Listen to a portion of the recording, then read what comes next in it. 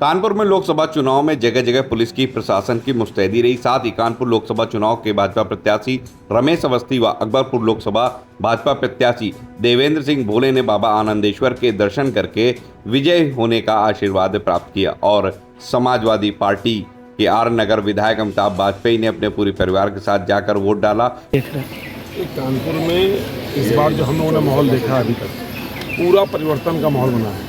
कई लोगों से बात हुई है, सब लोग परिवर्तन को वोट कर रहे हैं। लोग महंगाई के खिलाफ वोट कर रहे हैं, लोग बेरोजगारी के खिलाफ वोट कर रहे हैं और बड़ी संख्या में ऐसे लोग हैं जो संविधान को बचाने के लिए वोट कर रहे हैं। आप भी अगर घूमेंगे आपको दिखाई पड़ेगा एक अलग तरह का माहौल है और इस माहौल में परिवर्तन होना तय है। कानपुर परिवर्तन के साथ है। भाजपा प्रत्याशी रमेश अवस्थी का कहना है कि जैसी ग्राउंड में जहाँ पर अखिलेश जी ने सभा करी है वहाँ पर सिर्फ एक धर्म विशेष लोग दिखे थे।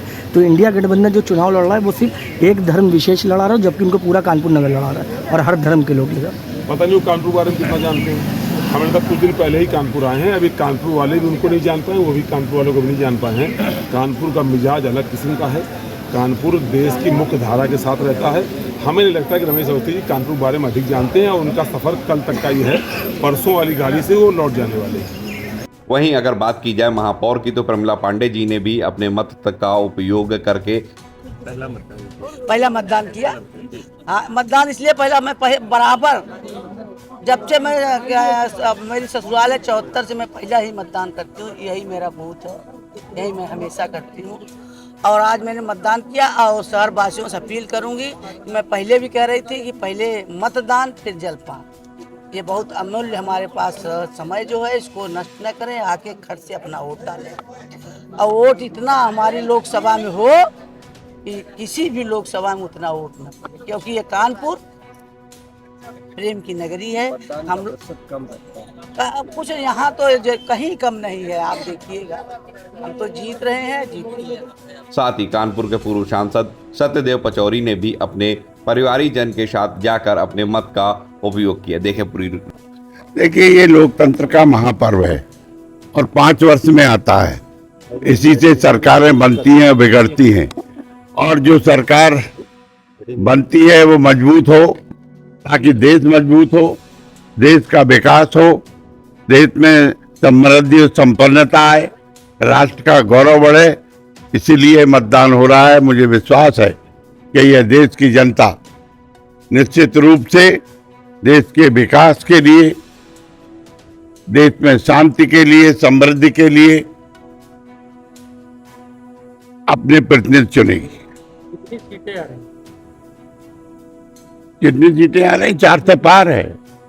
कम होता जा रहा है। नहीं, अभी मैं आया हूँ 40% मतदान हो गया। जिस बूथ में 22 में मैंने मतदान किया है 4 से 40 वोट पड़ चुके हैं। टोटल ओवरऑल अभी 21 कुछ मतलब 22-25। हाँ, कहीं कहीं होगा, लेकिन निश्चित मानिए कि अंत भला तो सब भला। शाम तक 65% मतदान होगा। वहीं दूसरी ओर हरजिंदर नगर पोलिंग बूथ पर विधानसभा अध्यक्ष सतीश महाना ने अपना वोट डालकर लोगों को जागरूक किया और बोले कि सभी कानपुर वासियों को वोट जरूर डालना चाहिए। देखिए आखिर क्या कुछ कहा सतीश महाना जी ने। आप आए हैं, क्या अपील लोगों से करेंगे? वोटिंग परसेंटेज मैं लोगों से कहूंगा कि लोग वोट डालने के लिए जरूर निकले। हम लोकतांत्रिक देश में रहते हैं, हमारे द्वारा दिया गया वोट हमारी सरकार बनाती है। लोकतंत्र में पक्ष और प्रतिपक्ष एक सिक्के के 2 पहलू हैं। आप वोट विचारों के साथ करें, वोट इस बात को लेकर करें कि देश की प्रगति किसके हाथ में। वोट इस बात को लेकर करें कि विगत 10 वर्षों के अंतर्गत देश ने कहाँ पहुंचा। आज वोट इस बात को लेकर करें कि पहले अगर त्योहार होते थे, चाहे हिंदू का त्योहार हो चाहे मुसलमान का त्योहार हो, कोई भी त्योहार हो, धर्म के ऊपर बात नहीं कर रहा, किसी का त्योहार। पहले त्योहार होता था तो लोग टेंशन में हो जाते थे कि त्योहार आ रहा है। अब लोग खुशी के साथ त्योहार मनाते हैं। पहले त्योहार होता था तो किसी को दूसरे रूट पर ना जाने के लिए ट्रक लगाने पड़ते थे, अब रस्सी भी नहीं लगती। सब लोग अपने आप अच्छी तरीके से शांति से अपना त्योहार मनाते हैं। आज इस बात के लिए है कि पहले मेरी माँ, मेरी बहन, बेटी रात को अंधेरा होने के बाद घर से निकल नहीं सकती थी। आज निश्चिंत चलती है। किसी की हिम्मत और किसी के साहस नहीं हो सकती कि उसके साथ कोई बदतमीजी करे, और कोई करता है उसको कितनी सख्त सजा मिलती है हम सबको मालूम। आज इस सारी की सारी बातों के लिए मैं इस बात को छोटी सी बात कहता हूँ कि पहले बत्ती आती नहीं थी, अब जाती नहीं है। ये सारी बातों को ध्यान में रखते हुए आपको वोट करना चाहिए और आपका वोट भारत के भविष्य के लिए वोट है। माननीय प्रधानमंत्री जी ने ये नहीं कहा कि 5 साल हमें वोट दो, हम 5 साल में ये करेंगे।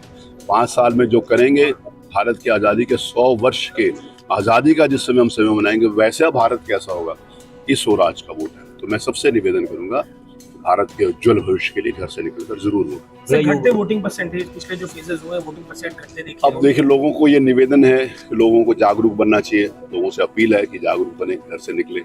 कभी कभी लोग कहते हैं कि धूप है, तो मैं कहता हूँ कि जो व्यक्ति अप्रैल, मई, जून, जुलाई में घर से ना निकला हो, धूप के कारण घर में बैठा रहो, उससे जरूर निवेदन है कि वो घर पे बैठे। लेकिन किसी भी कारण से अगर कोई व्यक्ति घर से निकलता है, आप अपने भविष्य के लिए निकलते हैं, और वोट आपका मताधिकार है, आपका अधिकार है। लोकतंत्र में आपको ये अधिकार दिया है कि आप अपने वोट के द्वारा आप उसको चुनते हैं।